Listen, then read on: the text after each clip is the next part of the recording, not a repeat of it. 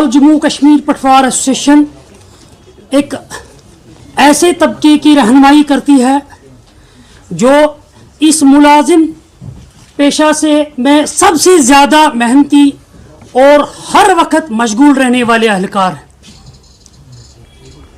इनका ताल्लुक हमारी ज़िंदगी के उस हिस्से से है जहां ज़मीन का रिकॉर्ड, रोज़मर्रा ज़िंदगी के मामलात, एडमिनिस्ट्रेशन खासकर से वाबस्ता है। जब से ये महकमा वजूद में आया है, मुश्किलात से दो चार रहा ही है। हमने भी जब से ये ओहदा संभाला, एक जदोजहद रही। आप हमारी उस जदोजहद में 40 रोज़ा हमने हड़ताल की थी जब एक अवामी हुकूमत यहाँ काम करती थी। महबूबा मुफ्ती जी की क़यादत में हमने बार बार डेलिब्रेशंस की। हड़ताल 40वें रोज़ तक गई। हमें बार बार बुलाया भी गया, कई बार गौर खोज हुआ हमारे मामलात पर। आला क़यादत से मीटिंग हुई, खासकर उस बराए जब हमें लगा कि ये मामलात हल नहीं हो रहे हैं। हम अपने मामलात को उस वक़्त के एरसवाइल स्टेट की आला क़यादत यानी chief minister of then Jammu and Kashmir state Mehbooba Mufti के पास भी गए। उन्होंने एतमाद दिया कि आपके मामले हल करेंगे, मगर हमने कहा कि कुछ एक ब्लैक एंड वाइट में हमें दे दो, उसके लिए हुकूमत तैयार नहीं हुई। यहाँ तक कि हमारी हड़ताल फिर भी जारी रही और नौबत यहाँ तक पहुँची कि जो शराकतदारी थी हुकूमत में वो न रही और हुकूमत का डाउनफॉल हुआ और इस यहाँ पर गवर्नर राज नाफिज हुआ। गवर्नर राज नाफिज होने के बाद भी 5 दिन तक हम हड़ताल पर रहे। उस वक़्त के गवर्नर ने हमें बुलाया, खासकर जो एडवाइज़र थे दैन चीफ सेक्रेटरी बीबी व्यास साहब और उस वक़्त के फाइनेंशियल कमिश्नर जनाब सामून साहब, उन्होंने हमें बुलाया कि अब रियासत में अवामी हुकूमत नहीं रही, अब एक गवर्नर राज है, इसके तहत हम आपके मामले ज़रूर हल करेंगे। और उन्होंने हमें इत्मीनान दिया कि आप अपने हड़ताल को तोड़ दें, इसको आप मौखर करें। तो हम राज़ी नहीं थे।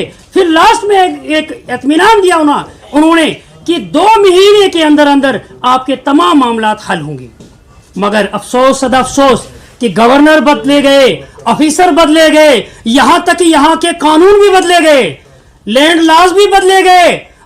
आज जो बहरान महकमे माल में दरपेश है उससे आप सभी वाकिफ हैं। यहाँ पटवार एसोसिएशन शाना बशाना काम कर रही है एडमिनिस्ट्रेशन के साथ। न कहीं पटवारी साहिबान का, गिरदावर साहिबान का, न आजकल कहीं दिन है न रात है।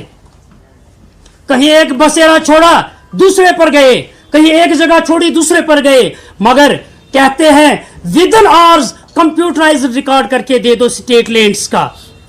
जबकि मेरे पटवार खाना उनके पास नहीं, कोई टेक्नोलॉजी उनके पास नहीं। हाथ से काम करने वाले लोगों को कहा जा रहा है आज भी कि आप एक कंप्यूटराइज्ड स्टेटमेंट दे दो, that too in soft copy and hard copy. आज मेरे पटवारी मजबूर हुए हैं, हायर किए हुए हैं कंप्यूटर ऑपरेटर्स पूरे JNK में और दिन रात काम करके, मगर जब मांगते हैं, मांगने की बारी आती है तो वहां सर्द महरी। ये डबल स्टैंडर्ड्स हैं। ये हम चाहते हैं कि ये डबल स्टैंडर्ड्स न हो।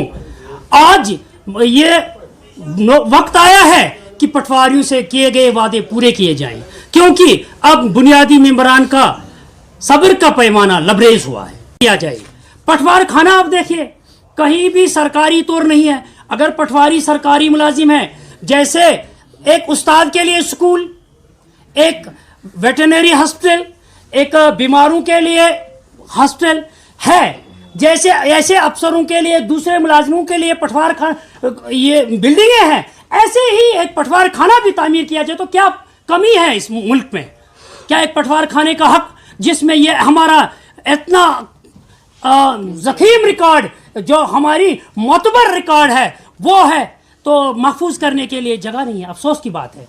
हद ये है आज भी पटवारी दरी पर बैठा है, वो किराए की दरी, वो जमींदार का घर, आज भी वही से काम लिया जा रहा है। Still India modernisation land records programme वो पूरे मुल्क भर में है, पूरे इंडिया में है। गवर्नमेंट को प्रोग्राम है कि سبھی لینڈ ریکارڈز کو ڈیجیٹلائز کیا جائے. We are with that. ہمارا سپورٹ ہے حکومت کو, اس بارے میں تعاون ہے, اور اس کی شروعات ہو چکی ہے سکیننگ کی. جو آلریڈی موجودہ ریکارڈ ہے اس کی سکیننگ ہوئی ہے. اب 2 سٹیز کو لیا جا رہا ہے پہلے on priority basis, that is Jammu and Srinagar. تو اس کے بعد سبھی ایک جو لینڈ ریکارڈز ہے گورنمنٹ کو پروگرام ہے اس کو ماڈرنائز کر کے ڈیجیٹلائز کرنے کا.